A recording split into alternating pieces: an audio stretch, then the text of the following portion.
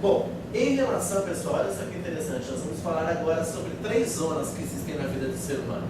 Neste caso, a gente está trazendo para a liderança. A primeira é a zona de conforto. Todo ser humano adora essa zona de conforto. Essa daí é que todo mundo... Exatamente, ninguém quer sair dela. A zona de conforto é a melhor. O que é a zona de conforto? É que você já sabe, dispensa apresentações, ok? Você tem o controle de tudo. Zona de conforto máximo. Amigos, ok, tudo 100%. Clientes, ok. Fornecedores, trabalho, família, casamento, enfim, tudo. De um modo geral, a vida como um todo, você está no controle. Aqui você está dentro, literalmente, da fatia do bolo, repartidas em partes iguais, inclusive. Ou seja, zona de conforto máxima. Só que aí acontece alguma coisa que leva o ser humano à ansiedade, que se chama zona de aprendizagem. São 3 zonas. A primeira é a zona de conforto, a segunda é a zona de aprendizagem, onde você está fora do círculo, mas ao mesmo tempo você ainda tem controle dela. Essa é a zona de aprendizagem, ou seja, a zona do desconhecido. Você não sabe ainda qual que é o resultado disso, como por exemplo esse workshop que a gente está aqui hoje. Nós estamos na zona da aprendizagem. Você vai aprender o máximo que você puder para colocar em prática. Por isso você fica ansioso, porque você quer logo dar o resultado. Logo, você está na segunda zona, que é a zona de aprendizagem. Você está no meio do caminho, pegando a teoria e louco para colocar na prática, ok? Então você tem o conforto, a da aprendizagem é quando você está fora do círculo, mas ainda tem um controle. E existe a última, que essa sim é que te dá ansiedade, que é a zona do descontrole ou pânico. Olha só que interessante. É a zona do descontrole ou pânico, quando você está literalmente fora do contexto. Zona do descontrole ou pânico. Quando literalmente você perdeu o controle, perdeu as rédeas. E aí você acaba ganhando o que você colocou como essas 5 competências no seu caderno. Você ganha ansiedade, você ganha ausência de controle, você ganha problemas, digamos, administrativos nos seus controles, você perde o controle literalmente daquilo que deve ser feito. Pois bem, agora a gente já sabe como um ser humano se comporta. Lembrando que comportamento é como você está, personalidade é como você é. E personalidade é como você é, comportamento é como eu estou. E aqui nós estamos falando de comportamento, ok? E no comportamento nós temos 3 zonas. A zona de controle, a zona de conforto, né? A de aprendizagem e a de descontrole ou pânico. Ok, pessoal? Tranquilo? Maravilha. Bom, agora que eu já sei para que servem as 3, olha só que interessante. Agora eu já sei onde eu estou, se posicione. O que te deixa ansioso? Lembra lá as questões que te faz perguntar? A arte de fazer perguntas? O que te deixa controle? O que te deixa, aliás, sem o controle te leva à ansiedade, melhor dizendo? São 3 coisas. Excesso de expectativa. Você tem expectativa demais naquilo que vai dar certo, o que não vai dar certo, e você antecipa tudo. Você cria até um filme, você vira um diretor de Hollywood. Sou eu! Nossa! Você vira um diretor de cinema, porque você faz um filme na sua mente. Você vira um diretor de Hollywood e produz um filme imaginário de coisas que ainda nem aconteceram. Eu também sou, eu sou assim, exatamente assim, mas eu consigo ainda controlar um pouco isso aí, não sei lá, internamente. Eu já consigo segurar também um pouco, mas internamente passa o filmezinho. Passa, né? O filme? Passa. Ok, nós vamos pro segundo. Então são os 3, vejam onde você se posiciona. Ok? Ana só fica. É processo analítico, né? Agora observe a ansiedade. Então, primeiro é um excesso de expectativa. Você cria um filme na mente do que vai acontecer, seja positivo ou negativo, e o negócio talvez ainda nem aconteça, mas você já está brilhando. Você já criou um filme, já sonhou. Cara, Já fez um déjà vu, já. projeto. Quase felizes para sempre, né? Quase. Exato. E isso acontece em todos. A gente pode pegar, a gente vai ficar aqui o dia inteiro, tá, pessoal? Se vocês quiserem, fazendo para cada um desses. Por exemplo, o casamento a gente sintetiza para relacionamento. Isso aí não, isso aí é fato. O que é vermelho? Fato. Tem alguma coisa que está em depende? É ficou rosa, aquele é rosa. Representa o amor. Ai, como é bonitinho. Amor, boa. Olha só que interessante. Depois de 40 dias tu não vai estar valoroso. Você conhece a história? Por causa que a rosa é vermelha? A mitologia grega? Porque pode ser. O que a rosa pode ser Que a Afrodite foi salvar o Adonis lá, e aí ela foi ferida, e o sangue pingou numa rosa branca, ela se tornou vermelha, representando o amor. Profundo isso. Uau, bacana. Faz parte da história. Na verdade, do sexo, né? Ai, que amor também, né? Olha só, pessoal, nós aprendemos a primeira. Aliás, não aprendemos, nós sabemos, pelo menos agora eu sei o que eu tenho. Né? Se não vai resolver o problema, pelo menos eu sei onde eu estou. Primeiro passo, então, é o excesso de expectativa. Você cria um filme na mente de que vai acontecer e você nem sabe, na verdade, se vai acontecer. Aí não existe melhor ou pior, porque a ansiedade, de uma forma geral, ela é maléfica. Ela acaba não sendo boa, porque ela vai atrapalhar, vai te dar nervosismo, vai tirar do controle, vai te dar branco, vai suar as mãos, vai atrapalhar seu raciocínio, vai desviar sua atenção, vai perder o foco. Então a ansiedade, ela não é boa. Eu confesso que também sou muito ansioso. Muito ansioso e particularmente, antes de vir pra cá, eu tava no avião imaginando tudo que ia acontecer. Quantas pessoas eram, se tinha mais mulher e homem, se tinha mulher bonita, se o público era. Eu percebi na conversa, quantas mulheres tem lá? Não, brincadeira à Quantas parte. pessoas? Não, é fato, eu sempre faço a questão de tirar um cenário antes, porque eu vejo a adaptação do público, né? De fala e tudo mais. Aí eu tava pensando, puxa, como que vai ser? Eu sou um cara que fantasia muito, eu vivo no mundo da imaginação.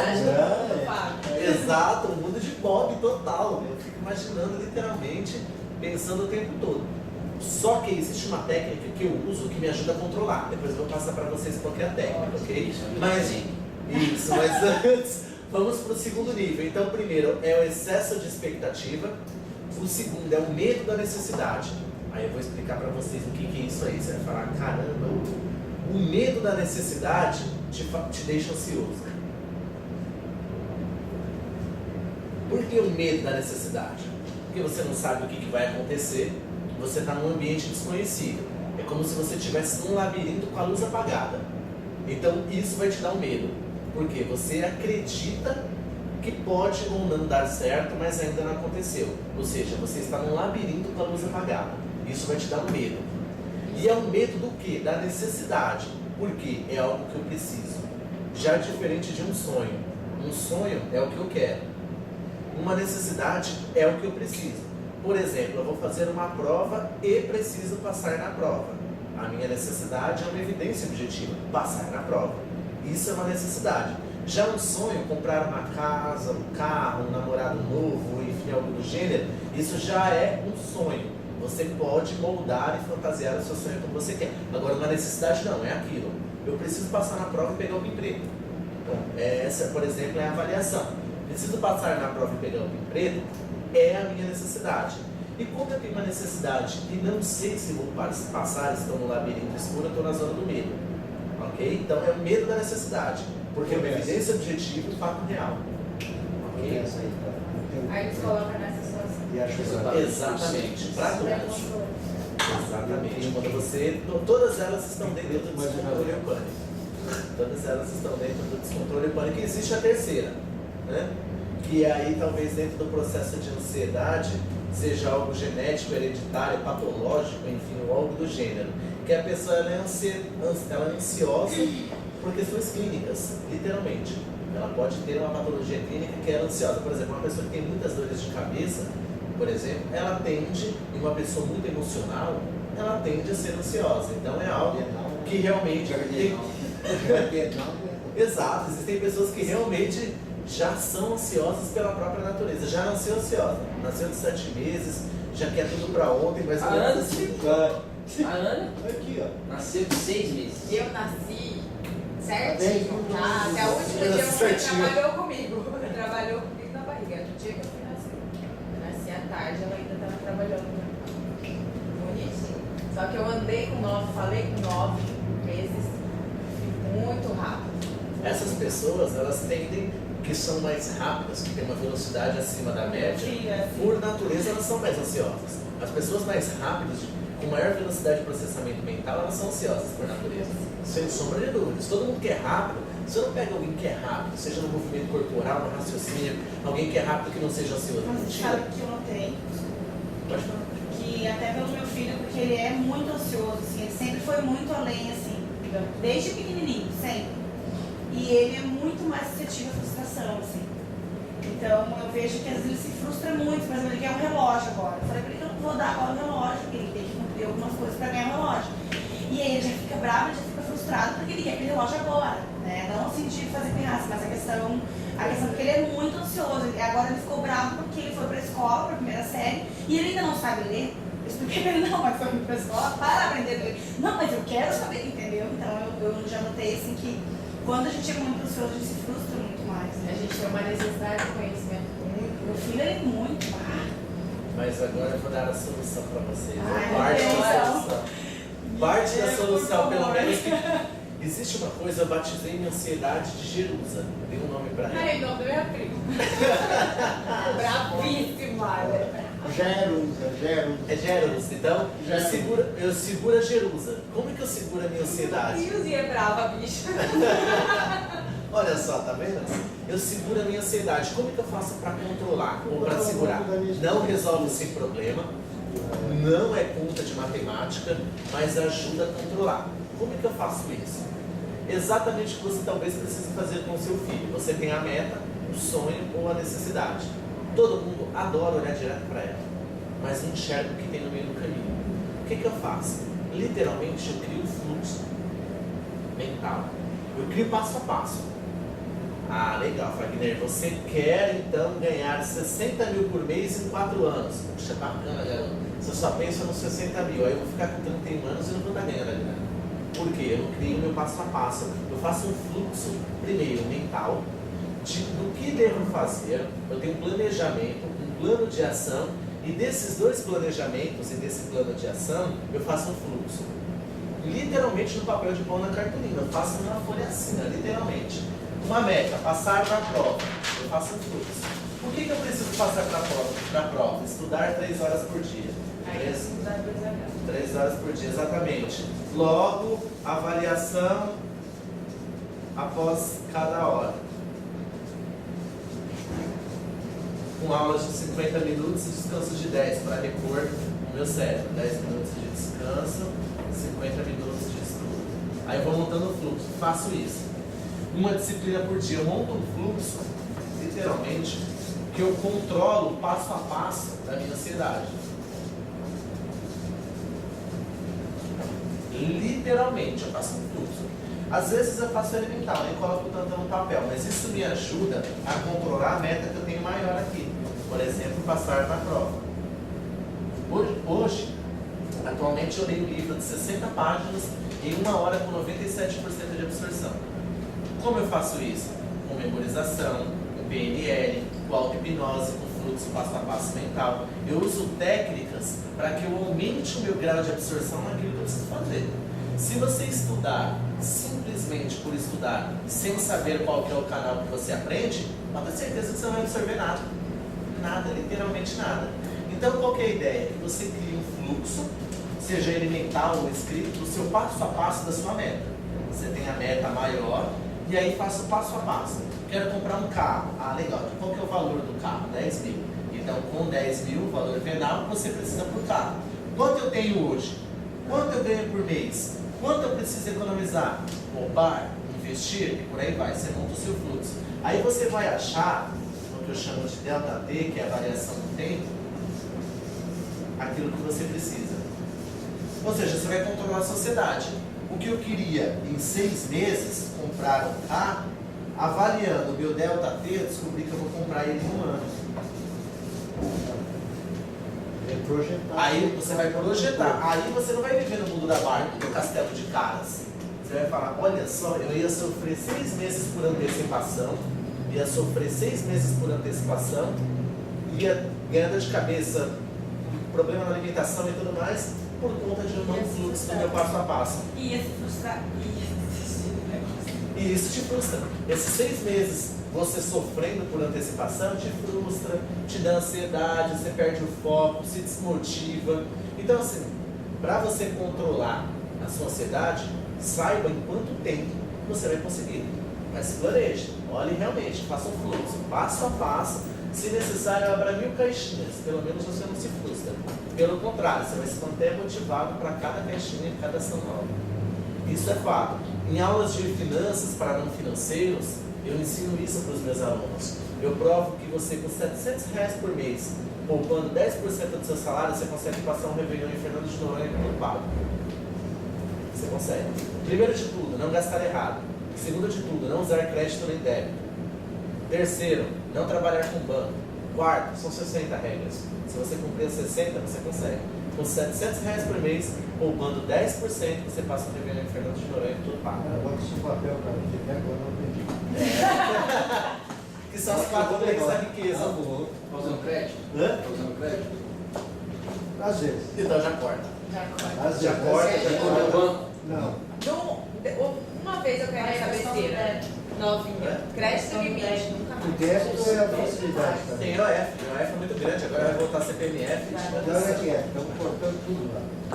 Então, pessoal, olha só, isso é muito importante. Talvez te falte um método, te falte administrar o tempo. Se você não tem um método e não administra o tempo, eu fiz exatamente esse planejamento. Eu comprei um carro, eu me lembro uma vez, eu fiz em 24 de 400 com 2% ao mês.